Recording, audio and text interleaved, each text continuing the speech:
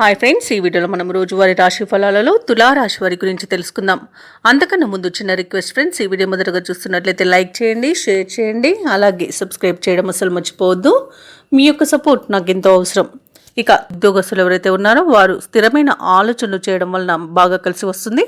అలాగే గృహమున శుభకార్యాలను నిర్వహిస్తారు.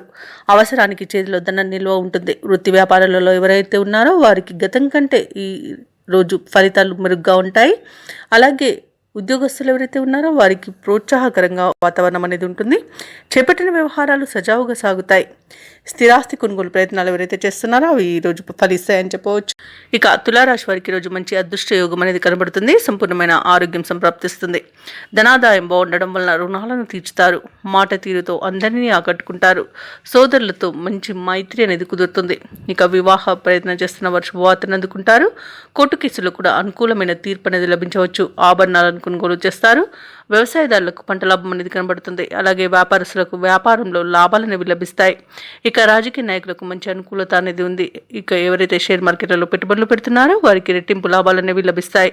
మొత్తంగా చూసుకుంటే తులారాశి వారికి ఆర్థిక అనుకూలత అనేది కలుగుతుంది. తులారాశి వారికి పరిస్థితులు అనుకూలించి అడుగు ముందుకు వేస్తారు. సమాజంలో మీరంటే గౌరవ మర్యాదలు పెరుగుతాయి.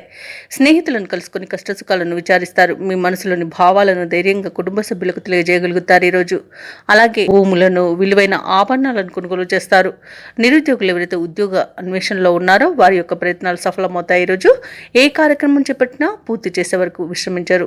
కొత్త కాంట్రాక్టులను దక్కించుకోగలుగుతారు కాంట్రాక్టర్లు. ఇక ధార్మిక కార్యక్రమాల్లో పాల్గొంటారు. వ్యాపార వాణిజ్యవేత్తలు ఎవరైతే ఉన్నారో వారికి ఈరోజు ఉత్సాహవంతమైన కాలం అని చెప్పాలి. ప్రభుత్వ ఉద్యోగస్తులకు పోస్టుల్లో మార్పులన్నీ ఉండవచ్చు. చిత్ర పరిశ్రమ వారికి, శాస్త్రవేత్తలకి తమ ప్రతిభను నిరూపించుకునే సమయంగా చెప్పవచ్చు.